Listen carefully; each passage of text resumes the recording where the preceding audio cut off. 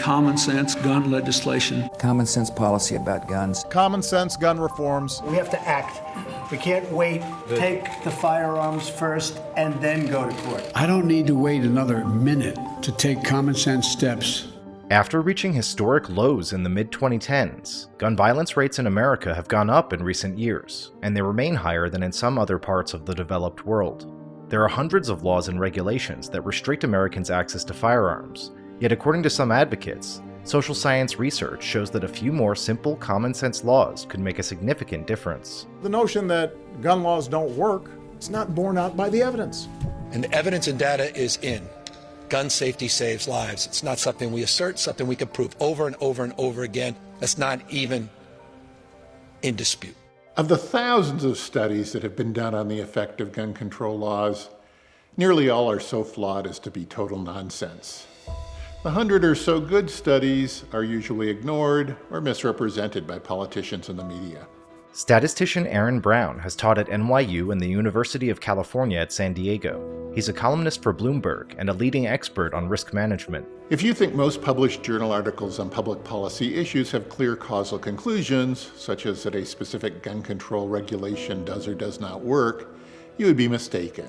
Federal gun crime prosecutions are up 16% since I took office, but we must do more. And I think there needs to be vigorous prosecution of gun laws on the books. Last year, we prosecuted a record number of firearms offenses. Gun control policies based on flawed research can have tremendous costs.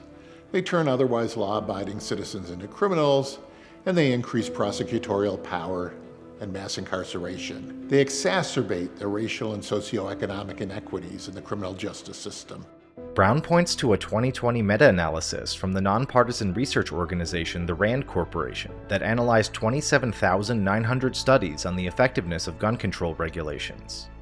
The authors concluded that 0.4%, or only 123, were rigorous enough to provide meaningful results, and even among those, many didn't answer the most pressing question for policymakers: do gun control laws reduce violence?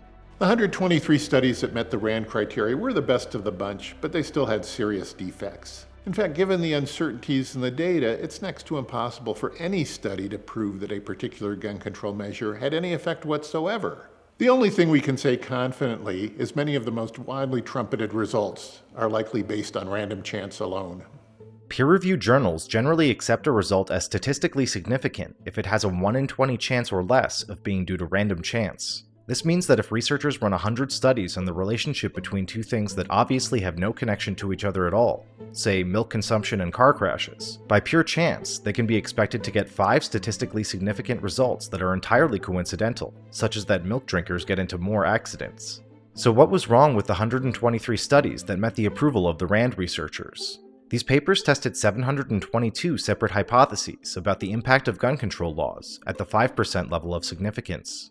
Even if there were no relationship between gun laws and violence, much like the relationship between drinking milk and getting into car accidents, we'd expect about 5% of those 722 tests, or 36 results, to show that gun regulations had a significant impact. Collectively, these papers found significant results for only 18 combinations of gun control measure and outcome, half what we would expect by random chance if gun control measures had no effect at all.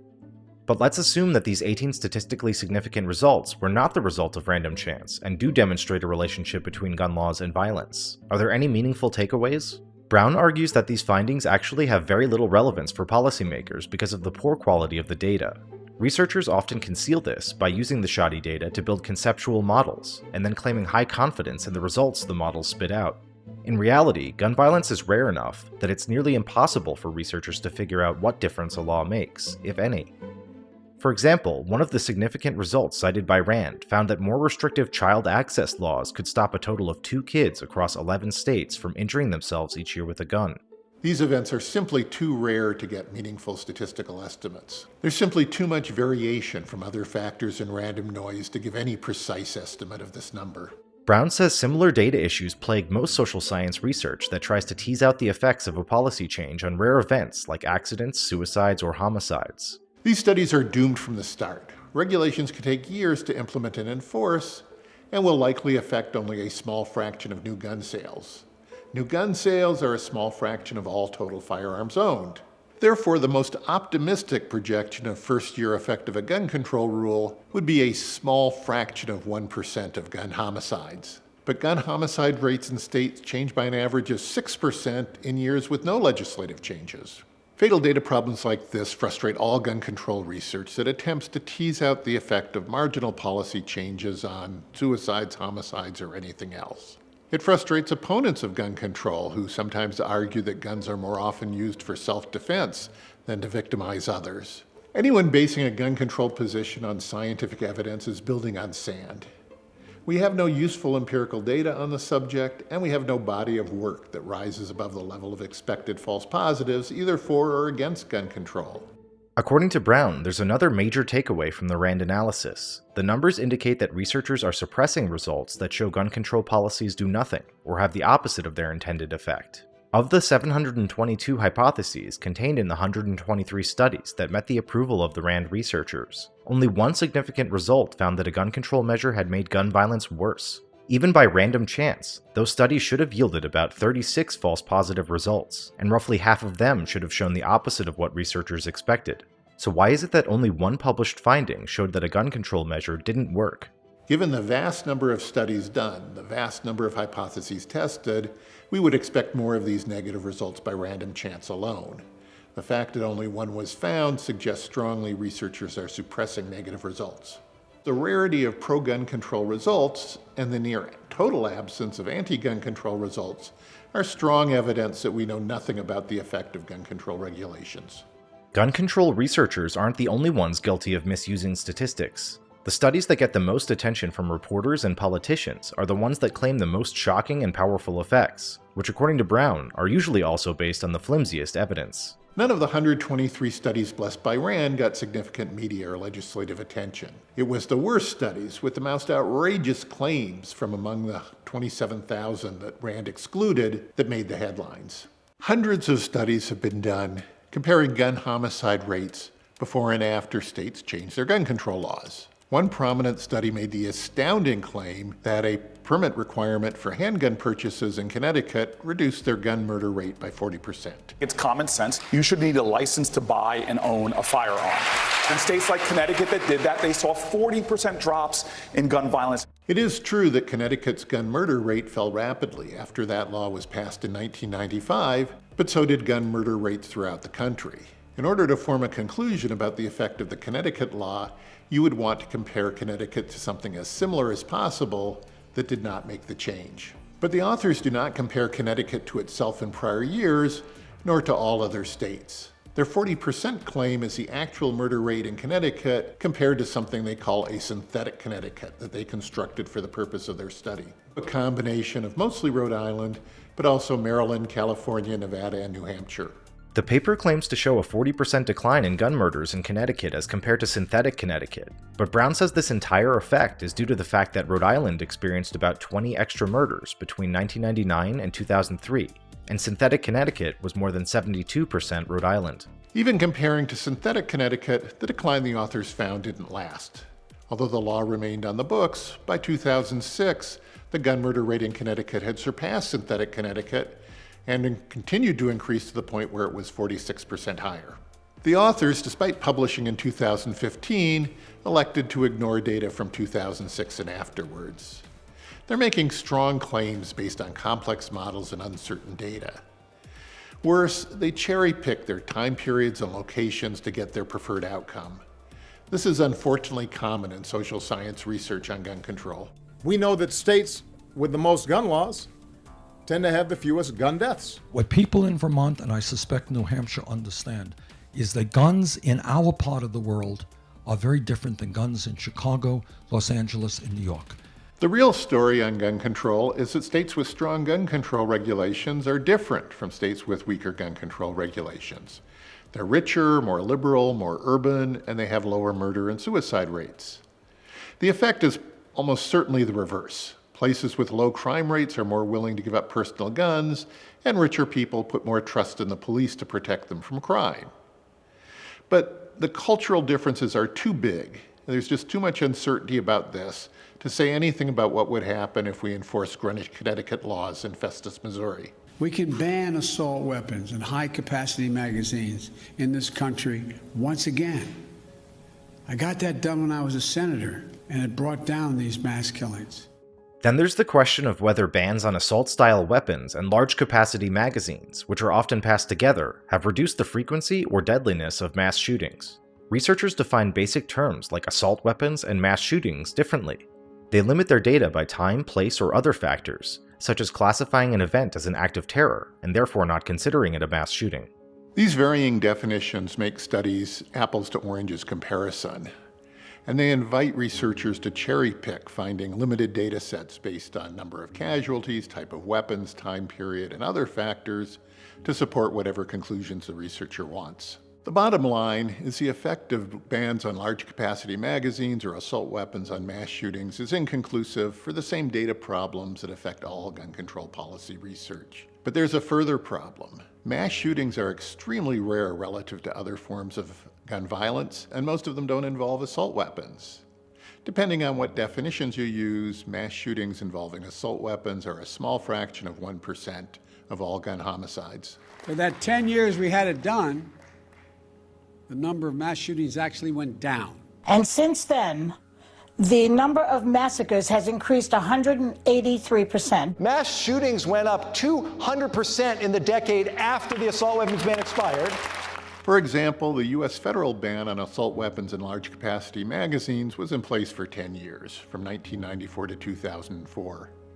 Before, during, and after which many societal factors caused crime rates to vary widely, making it impossible to draw useful conclusions about the effect of the ban on anything, and in particular on something as rare as mass shootings. This type of mass violence does not happen in other advanced countries. States and countries with bans define assault weapons and other key elements of laws differently. So combined with the data problems inherent in comparing different populations of people over different periods of time, comparisons between states and countries are almost meaningless. Another Rand Corporation meta-analysis updated in 2020 found inconclusive evidence that these bans have any effect on mass shootings or violent crime. But how about the more straightforward question of whether owning a gun makes you more or less safe? One widely influential study that has constantly resurfaced in headlines since it was published in the New England Journal of Medicine in 1993 concluded that, rather than confer protection, guns kept in the home are associated with an increase in the risk of homicide by a family member or intimate acquaintance. Brown says there are major problems with this study. First of all, the researchers concluded that keeping a gun at home increases a person's risk of being killed.